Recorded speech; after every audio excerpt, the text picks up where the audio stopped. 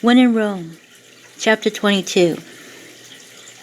Molly couldn't see, and her mouth was taped, and her wrists were tied with her legs in front of her.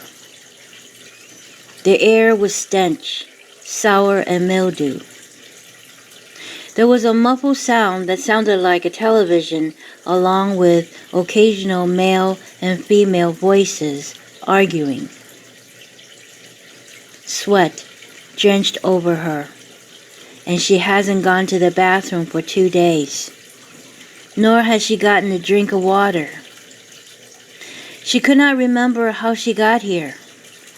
Last thing she could recall was in Zach's van, and someone covered her mouth from behind with a cloth full of strong odor. Nearby, she could hear slow dripping sound, maybe over a sink. She saw no hint of light through her blindfold, and the dampness she felt made her think she was in a basement. She struggled to loose the rope and tried to get up numerous times, but each time she fell right back against a cold and sandy stone wall. She tried to scream, but her voice barely passed the tape. She tried to rub her face against the wall in hope to get the tape off of her mouth, but the effort was only a slight peel on the edge. Tears had soaked her blindfold, and she thought of Antonio, and what were the chances he could find her when she volunteered after Zach had convinced her to get into the vehicle. Passerby would not have noticed anything strange. It was merely a few seconds when she squeezed in a few words, "Where are my things?" that she got knocked out. When she woke up, she was already in the current state, without any explanation. It was obvious she was kidnapped, but why? All she wanted was her stuff back. The only clue she could gather was the fainted sound of the arguments, periodically coming through the wall. She was still groggy. She realized then she was drugged. At some point she drifted back to sleep, and when she woke up again, she continued to struggle. After a while, she was exhausted, even after the drugs faded away. Suddenly, she heard a creaking that sounded like a door, and sound of footsteps approaching. A smell of sweat fumigated her nostril as someone bent down in front of her. She moaned as loud as she could, but no response. Instead, she felt the rope tied to her wrist was loosened, but her arms were gripped tightly as they were pulled behind her and tightened with the rope again. Then she was being pulled up by a strong grip of a male hand. She still couldn't walk. Instead, she was being lifted over his shoulder. She screamed and wobbled her tight legs, which only made him grip her even tighter with his forearm under her buttocks. She smelled fresh air and immediately screamed again. Before she was dropped inside of a vehicle, she heard and felt footsteps entering. She tried to call out again. Still, she was ignored. The ride was bumpy, and she could hear the sound of the tires rolling over gravels. No one was speaking other than the sound from the outside and the wheels rolling and the engine. She could feel the wind blowing over her, which made her recalling how the ordeal began, where she was lost and terrified. Only this time the terror was much greater because she was in the hands of the predator. Molly could not decipher. Maybe it was 15 minutes or maybe it was 30 minutes or longer. But it was during one of those possible time frames that someone answered a cell phone, and he sounded like Zach. Yeah? What? When? But... All right. Then another male voice. Who was it? Change your plan. What do you mean? Just shut up. I need to think. The vehicle speed up, but not for long, and soon Molly could hear ripples of water and the sound of metals clinking. Then she felt the vehicle swirl to a stop.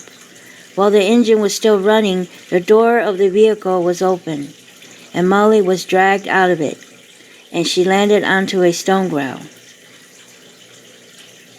She heard them driving away.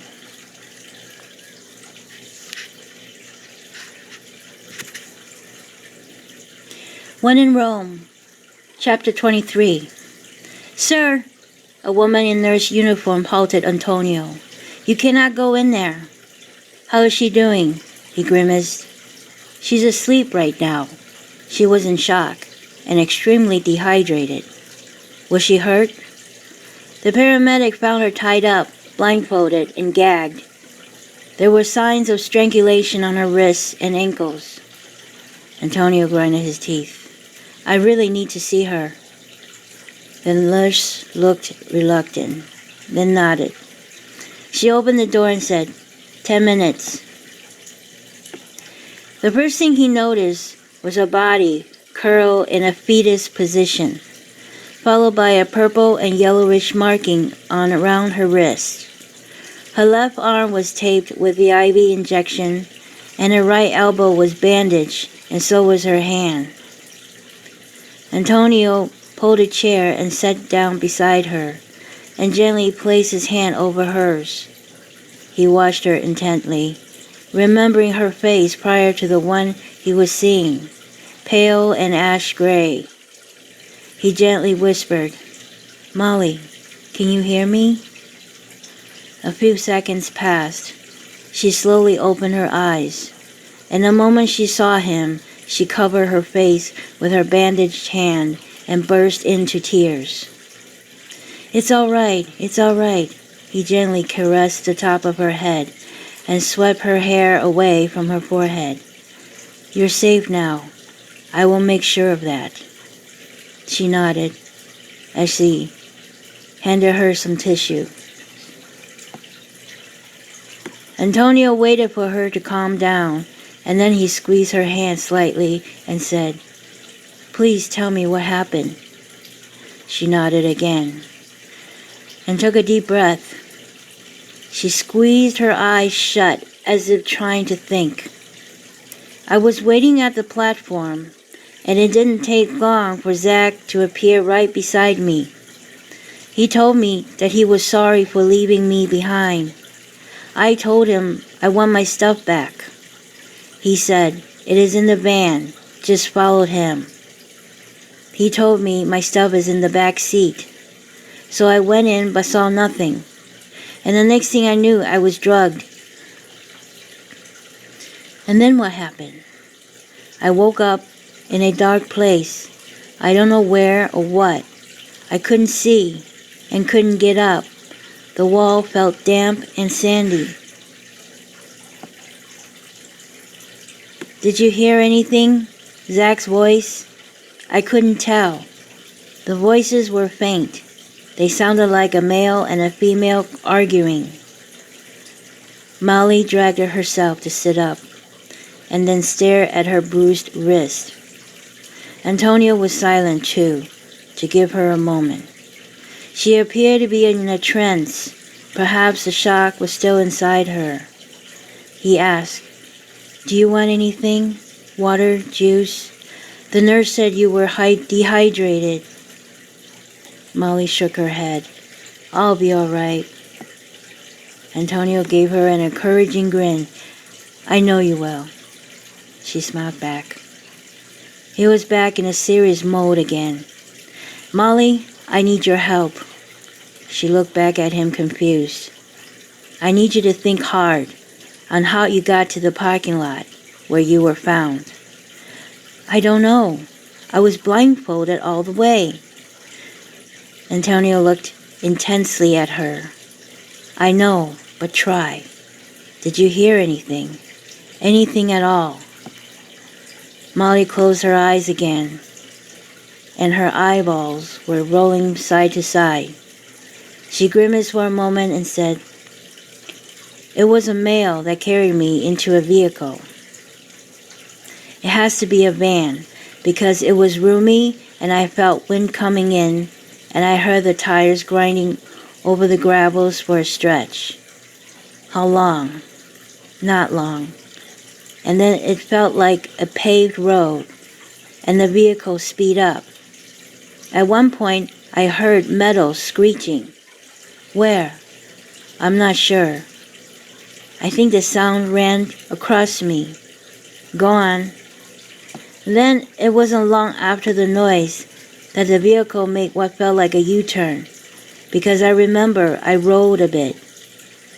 After that, it felt even faster, and I heard other cars passing. Then after a while, I heard metal screeching again. Only this time, it ran parallel for a short while and faded. Then the vehicle slowed down, and suddenly a phone rang. It sounded like Zach's voice answering. He sounded frustrated, and another guy spoke too. Later, I heard seagulls and metal clinking, and then the vehicle did a swirl and then halt. That's when they pulled me out and drove away. There was a spark in Antonio's eyes. He squeezed her hand again and said, Kid, you did good. I gotta go. Where are you going? She asked frantically. Molly, what you have just told me is probably going to help me catch Zach. He reached for the door and turned. I will get someone to come and watch you. When are you coming back? She pleaded. Antonio did not reply. Instead, he said with a conviction, You're safe now, I promise.